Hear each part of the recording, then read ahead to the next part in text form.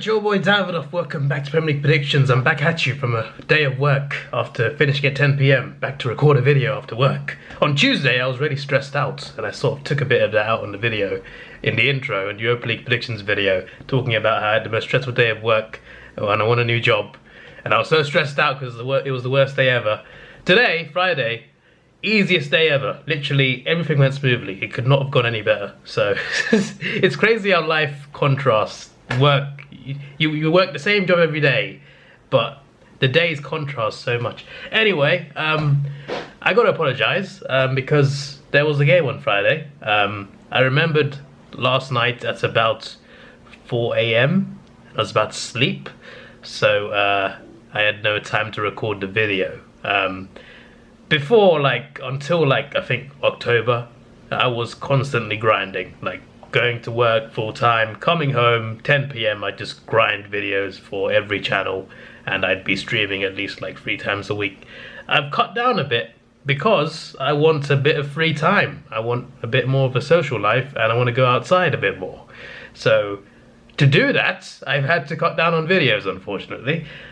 I do want to do videos, but I also want more free time. It's a shame we only got so much time in the day. But yeah. So after work it used to be every day, come back, record something or stream something or both. Now I have more days where I come home and chill. I just either chill watching something, YouTube videos or a movie or a TV show, or playing on my PlayStation, Xbox, whatever. I just come home and chill sometimes. So sometimes I forget to record a video. And this time round it cost me because it was a prediction video. I completely slipped my mind there was a Friday night game. I knew there was a Friday night game, but it slipped my mind. I just slipped my mind completely. I did predict it though, because I did work it out. I did find out at 4 AM, so it was before the game, at 8 PM obviously, a long time before. I predicted 2-1 to Southampton and it was 1-0, so yeah. Not too bad. I am recording this, right? Yeah, I am. Okay. I had to double check that. That would have been awkward.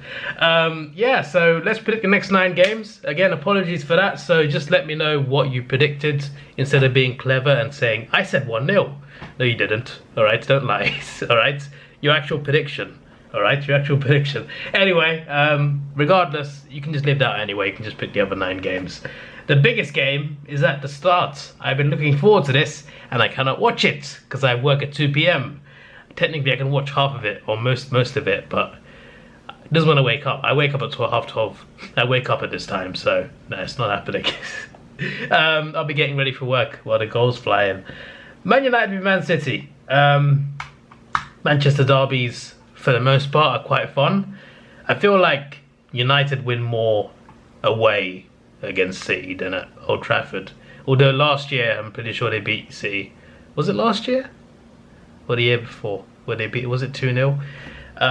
But for the most part, City tend to win more at Old Trafford, I'm pretty sure. City, I still feel have a good chance of the title, although at the moment I'm thinking Chelsea could really do it. They're looking good, they're looking strong. But City have been very good in some games and dodgy in other games. So sometimes you sit there thinking, are they the real deal this season? The thing is, last season they had a similar start. Actually, they had a worse start last season, and they still won the league. They eventually found their consistency where other teams didn't, and I think that might happen again. Although this time Chelsea and Liverpool, I think, will be more ready for it. But still, I feel like City haven't been as good as they should have been, as they should be, but they're still good. They're still doing fine, but I just feel like they could. There's a lot of games where you look at them and you're just like, actually, wait, hang on. I'm going to be quick through this. Last week I got 3 out of 10. I normally do this at the start of the video. I was a few goals up. I got the result right, got the Chelsea result right, and I got Wolves Everton. Everything else was wrong. Just great from me. But I'm glad I got this wrong though. I thought we'd draw with Leicester.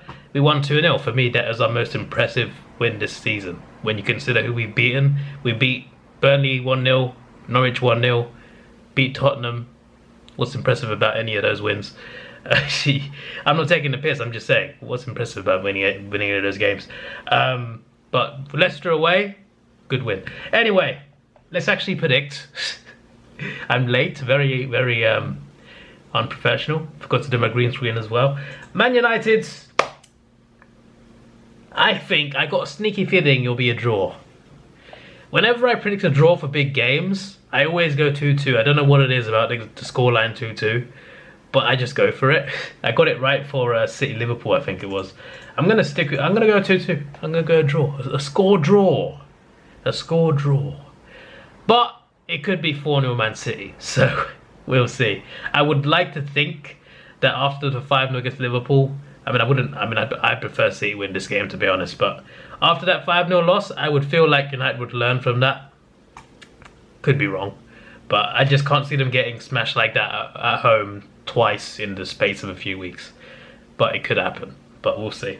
Brentford v Norwich. Something to note, they were doing great. They were like 8th, but their keeper got injured, and since then, their form hasn't been too great. They're a team that I like, and I do hope they stay up, but at the moment, they are slipping down a bit. So, yeah, the keeper's out till March, I heard. So, I have watched the highlights of all the games this season, but I haven't paid too much attention to their second goalkeeper. Is he good? I'm assuming maybe he's not, but, you know, not the whole team is the goalkeeper, so I guess there's other problems too. But they are playing Norwich at home, and this is a game that I feel like they need to win, especially considering their form, and it's a game they can win, but it might be a draw. But I'm going to go for 2-1 Brentford win, I think. I think they can do this. Chelsea, I think, will beat Burnley. I'm going to go for 3-1. Crystal Palace against Wolves. I predict to be a 1-1 draw. Wolves to score first, Palace to equalise later on. Brighton v Newcastle. Brighton, I think, will win this 2-1.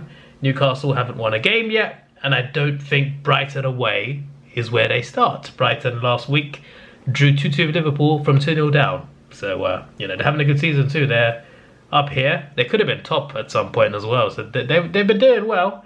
And I think at home to Newcastle, they should be fine. Also, Palace did beat Man City away, but I still think they'll draw at home to Wolves for some reason. Arsenal v Watfords. Obviously, international break is coming up after this fixture, and then there's two-week break, obviously, during that time. World Cup qualifiers, England playing a couple games, of course. I feel like because we're on good form, this would be great for us if we can win this game before the international break, have our break, come back, and it's Liverpool away. So it's going to go very wrong. The point is, let's not get it wrong now. Yeah, I have a bit more faith in my team now. I feel like for once in my life, sorry, not for once in my life actually, I saw us win the league twice, but for once, you know, in the last few years, even like the last couple seasons of Wenger, since then, aside from the FA Cup wins, in terms of like the Premier League, I felt happy watching Arsenal for the first time in a while. When we beat Leicester, we're winning games. We're playing well. The players are likeable. It's been a while since I had that feeling watching Arsenal, so it's a nice feeling, and I would like to think that the team won't let me down, but they always let you down. But I have a bit more hope, you know, since our first 3 losses. Since then, not bad, but I still stand by the fact that this is our first actual impressive win. But still, a win is a win. We are playing Watford, who have upset us a couple times. If you didn't know, in 2015-16, we had just won the FA Cup twice in a row, previous 2 seasons.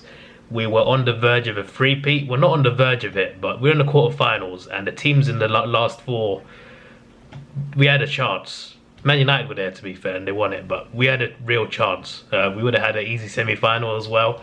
Watford beat us at the Emirates in the quarterfinal. It's annoying. We won the next one the year after as well, so it could have been 4 in a row. But Watford had other ideas. And the season after, we were pushing for a possible charge on Chelsea. It wasn't going to happen. We would have choked elsewhere anyway. But at the time, we had a week where it was Watford at home, then Chelsea away. And if we won both games, we would have been in with a chance of doing something special. We were never going to do it, but I'm just like, theoretically at the time it was possible. A slight chance, but still possible. Watford beat us, yeah, at the Emirates again, yeah. Wait, was it a draw? Was it a draw? I think it might have been a draw. No, I think they won. Either way, they ended any hope we had in February. So 2 seasons in a row, they ruined our season.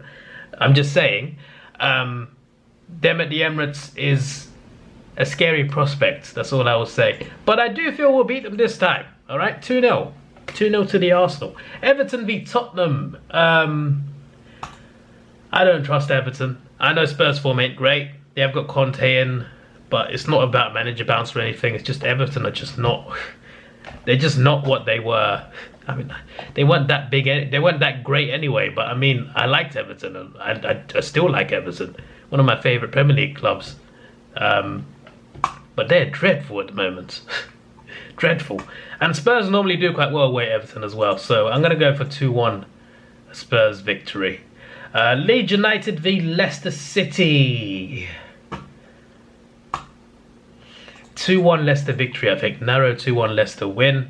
And West Ham v Liverpool. Let's go for something crazy, alright? Because we are crazy people. Well, actually, at least I am. 3-3 draw. West Ham are doing great. They're currently 4th place.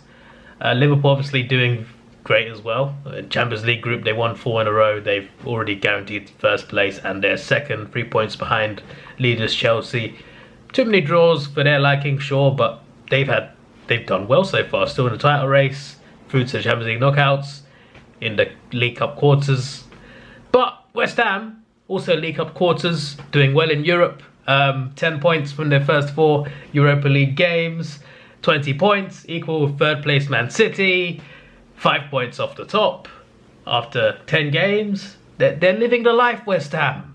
They played great football last year. They're still playing great football this year.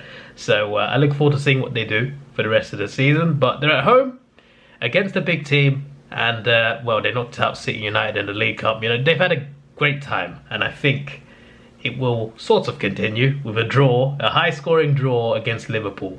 I just feel like West Ham will get something out of the game, for sure.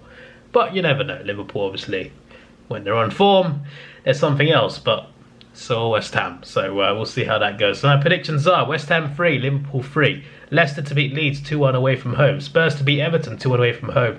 Arsenal to beat Watford 2-0. Brighton to beat Newcastle 2-1. A 1-1 draw between Crystal Palace and Wolves. Probably my least confident prediction, to be honest. Chelsea to beat Burnley 3-1. Brentford to beat Norwich 2-1. A 2-2 draw between Man United and Man City. I could have just said Manchester Derby.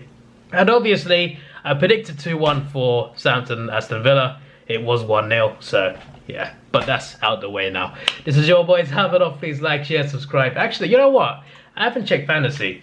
I've forgotten like 3 weeks in a row. So it's not looking good. I think I was here.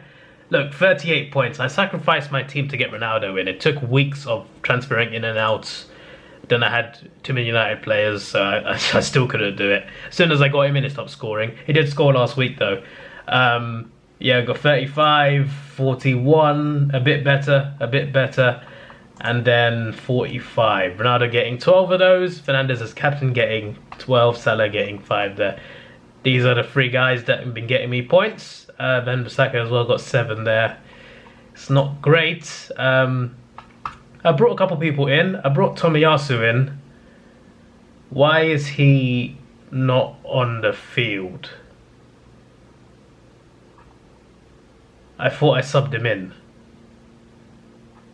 I subbed him in. I literally did it at work. I subbed him in for Alan. Why is he here? He's meant to be in the... God. So I brought in Tomiyasu and I put him in the starting 11. It was 4-3-3. It was. I took out Alan. I remember doing it. And now he's on the bench. What? Actually, no.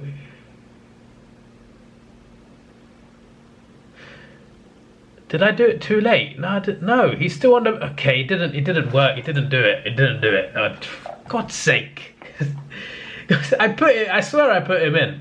And I also brought in Antonio. Probably the wrong game to bring him in for, but You know, he's been doing great. So I brought Antonio in, and I've basically lost all my money now. But yeah, I brought him in for Saint Maximin.